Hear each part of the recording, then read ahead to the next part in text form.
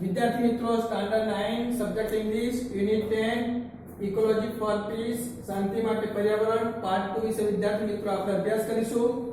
અહીંયા કોમ્પ્રેશન આપે છે કે this is A message dash dash and harmony. વિદ્યાર્થી મિત્રો આપણે પેજ નંબર 102 પર પાર્ટ 1 માં આગળ જોયું હતું તે પ્રમાણે ધ ઋષિ સેઝ ઋષિ કહે છે, બરાબર. ત્યાંથી પાર્ટ 1 માં જોયેલું હતું કે એવરીથિંગ એનિમેટ એટલે કે સજીવ અથવા તો ચેતનવંતુ ઓર ઇનેમિનેટ એટલે કે નિર્જીવ that is within the universe એટલે કે વિશ્વ is enlivened એટલે કે સજીવન કરવું by the supreme power એટલે કે સર્વશક્તિ અથવા તો ઈશ્વર. ઋષિ કહે છે કે આ સૃષ્ટિમાં જે કઈ સજીવ અથવા નિર્જીવ વસ્તુઓ જે છે તે બધામાં એમ કહે છે કે ઈશ્વર એમ કહે છે કે પ્રાણ રેડ્યો છે અથવા તો પ્રાણ પૂર્યો છે. One should therefore accept એટલે કે સ્વીકાર કરવો only these things necessary એટલે કે આવશ્યક for oneself કે છે. તેથી આપણે ફક્ત તે જ વસ્તુઓ એમ કે સ્વીકારવી જોઈએ જે આપણા માટે એમ કે આવશ્યક અથવા તો જરૂરી હોય. This quote must be enjoyed by renouncing it. To renounce એટલે કે છોડી દેવું, ત્યાજી દેવું. અને આ વિશ્વમાં અથવા તો દુનિયામાં ત્યાગ કરીને એમ કે આનંદથી કે જીવવું જોઈએ. Moreover, one must not snatch away what belongs to or it required by others. The whole creation is filled with the presence of God. Presence એટલે હાજરી.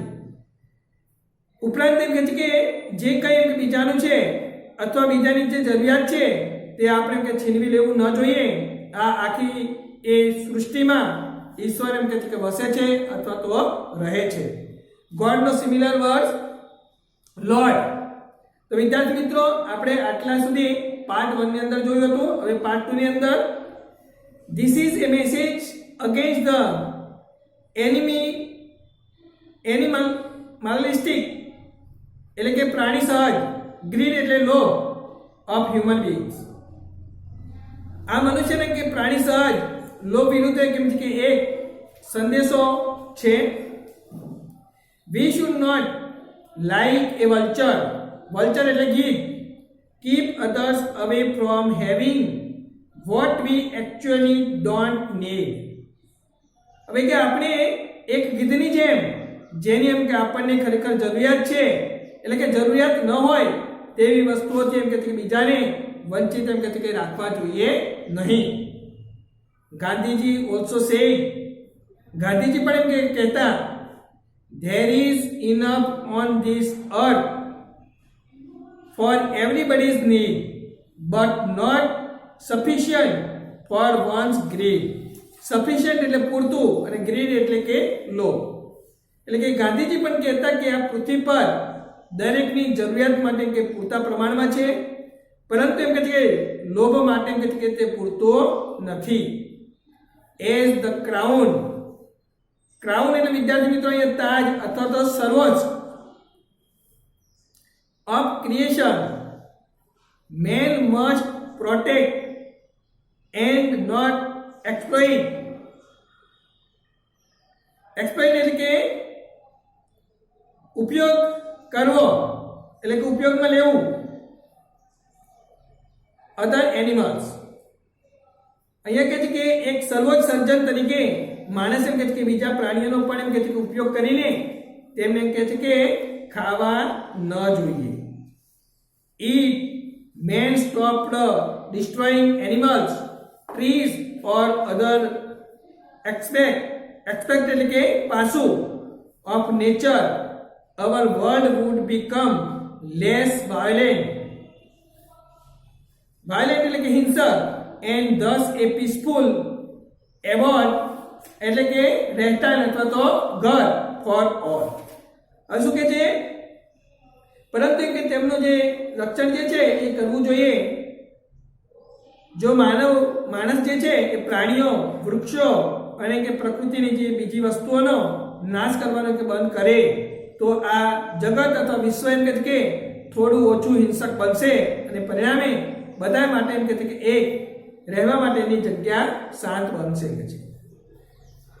મહાવીર સ્વામી પ્રીચડ અહિંસા બ્રેકેટમાં આપે છે કે નોન વાયલેન્સ એટલે કે અહિંસા એમ કે છે. ટુ ધેટ એક્સટેન્ડ એટલે કે હદ that all Jain sadhus put a cloth on their mouth, drink boiled water, and do not take food before sunrise and after sunset, for not destroying even bacteria. To preach એટલે કે ઉપદેશ આપવો, non વાયલેન્સ એટલે કે અહિંસા, એક્સટેન્સ એટલે કે એની હદ. એટલે કે મહાવીર સ્વામીના કહે છે કે અહિંસાના ઉપદેશથી એમ કહે છે કે પ્રેરણા મેળવીને અથવા તો પ્રેરિત જે જૈન સાધુઓ તેમના મોં પર એમ કહે છે કે કપડું બાંધે છે, ઉકાળીને એમ કહે છે કે પાણી પીવે છે અને સૂર્યોદય પહેલા અને સૂર્યાસ્ત પછી એમ કહે છે ભોજન કરતા નથી, જેથી એમ કહે છે કે બેક્ટેરિયા એટલે કે સૂક્ષ્મ જંતુઓનો પણ એમ કહે છે કે નાશ ન થાય. ઋષિસ બિલીવ્ડ ધેટ એવરી મેટર એટલે અહીંયા વિદ્યાર્થી મિત્રો પદાર્થ અથવા તો તત્વ અર્થ લેવાનો છે. In the universe is living. અને મહાવીર જે સ્વામી જે છે એ માનતા કે આપણે એમ કે આપણા સ્વાર્થ માટે there is Mahavir Swami believed that we should not disturb or hurt even a stone for a selfish purpose. શું કહે છે કે મહાવીર સ્વામી માનતા કે આપણે આપણા સ્વાર્થ માટે એક પથરાને પણ હલાવવો ન જોઈએ કે તેને કઈ ઈજા પણ પહોંચાડવી જોઈએ નહીં. This is believed that every matter in the universe is living. હવે કે ઋષિઓ માનતા કે આ સૃષ્ટિના દરેક એમ કે તત્વમાં એમ કે જીવ રહેલો છે. There is nothing like non living એટલે કે નિર્જીવ જેવું એમ કે કંઈ પણ હોતું નથી. Everything is in a process of evolution. અહીંયા વિદ્યાર્થી મિત્રો પ્રોસેસ એટલે પ્રક્રિયા, ઇવોલ્યુશન એટલે કે ઉત્ક્રાંતિ. દરેક વસ્તુની કેમ કે ઉત્ક્રાંતિની પ્રક્રિયામાંથી કહે છે કે પસાર થતી હોય છે. This was the realism એટલે કે વાસ્તવવાદ એમ કે છે of our ancient seers. અને એ એમ કહે છે કે આ આપણા પ્રાચીન ઋષિઓને એમ કહે છે કે વાસ્તવવાદ હતો. મહાકવિ Kalidas has written a play. મહાકવિ કાલિદાસે એમ કહે છે કે નાટક લખ્યું હતું અભિજ્ઞાન શાકુંતલમ. ઇન એ સીન નો વિદ્યાર્થી મિત્રો અહીંયા એસસી એની સીન એટલે દ્રશ્ય અર્થમાં લેવાનું છે. King Dushyant of Bharatvarsh enters the ashram of ઋષિ કાન્વ. કહે છે કે તેના એક દ્રશ્યમાં કહે છે કે ભારતવર્ષના રાજા દુષ્ય કણ્વ ઋષિને એમ કહે છે કે આશ્રમમાં એમ કહે છે કે પ્રવેશે છે. He is in his chariot chasing a deer for hunting. અને તેઓ એમ કે તેમના રથમાં બેસીને એક હરણનો શિકાર કરવા માટે તેનો પીછો કરી રહ્યા હોય છે. વિદ્યાર્થી મિત્રો ડિયર DER ડિયર એટલે હરણ અને DER ડિયર એટલે વાહરું. ટુ ડિસાઇપલ્સ એટલે કે શિષ્ય of Kanva see him and immediately ask him not to shoot his arrows at the deer. Immediately, similar मतलब suddenly, promptly. Arrow એટલે તીર અથવા બાણ અને to shot એટલે કે ફેંકવું. કર્મ એમ કે કણ્વ ઋષિને બે શિષ્યોએ તેમને જોયા અને તરત જ તેમને એમ કે હરણનો શિકાર ન કરવા એમ કે વિનંતી કરી. ન ખલુ બાણ સનિપાત્યોસ્મિન મૃદુની મૃગ શરીરે પુષ્પરાસા વિવાગ્નિમ. વિદ્યાર્થી મિત્રો, તેનો અર્થ એને જ રન જઈ નીચે આપ્યું છે. They said, O king, don't shoot the arrow at the tender એટલે અહીંયા Komar body of this deer. It is as bad as putting fire on the heap of flowers. એટલે કે તેઓએ કહ્યું એમ કે હે રાજા, મહેરબાની કરીને એમ કે હરણને એમ કે મારો નહીં, આ હરણને એમ કે કોમળ શરીર પર એમ કે બાણ છોડો નહીં, ફૂલોના ઢગલામાં એમ કે આગ લગાડવા જેટલું જ તે એમ કે પીડાદાયક અથવા તો ખરાબ અથવા તો દુઃખદાયક છે. વિદ્યાર્થી મિત્રો, page number 103 the shows that ahimsa was very much in the blood of ancient people and it became the tradition એટલે પરંપરા of Indian culture. અને એમ કે છે આ બતાવે છે કે આપણા પૂર્વજોના કે લોહીમાં અહિંસા હતી અને તે આપણી એમ કે ભારતીય સંસ્કૃતિની પરંપરા એમ કે બની ગઈ. એન્શિયન્ટ નું ઓપોઝિટ ફરીથી મોડર્ન.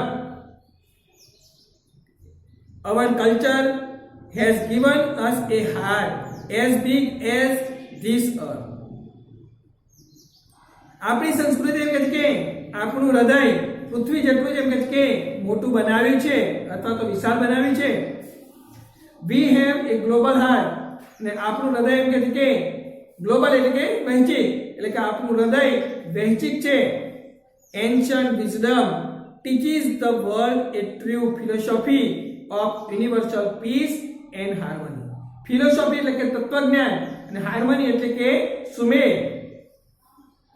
અહીંયા કે છે આપણું જે પ્રાચીન જ્ઞાન વિશ્વને શાંતિ અને એકતાની એમ કે સાચી એમ કે તત્વજ્ઞાન અથવા તો એમ કે ફિલોસોફી જે છે એટલે કે તત્વજ્ઞાન એમ કે શીખવે છે. તો વિદ્યાર્થી મિત્રો, અહીંયા unit 10 ecology for peace part 2 ના કોમ્પ્રેહેન્શનના પ્રશ્નોના જવાબ આપેલા છે. ફર્સ્ટ ક્વેશ્ચન છે, what do we do because of our greed?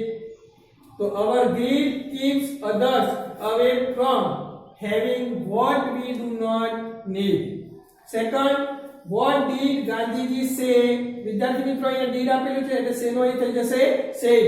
Gandhiji said that there is enough on this earth for everybody's need but not sufficient for one's greed. Third, what must man do? Answer, man must protect and not exploit and consume other animals. તો વિદ્યાર્થી મિત્રો, અહીંયા આપણે unit 10 ecology for peace part 2 પૂર્ણ કરીએ છીએ. વિદ્યાર્થી મિત્રો, આવી રીતે કોમ્પ્રેહેન્શનના પ્રશ્નોના જવાબ બનાવી તમારી નોટબુકમાં લખજો, એક્સરસાઇઝ અવશ્ય કરજો.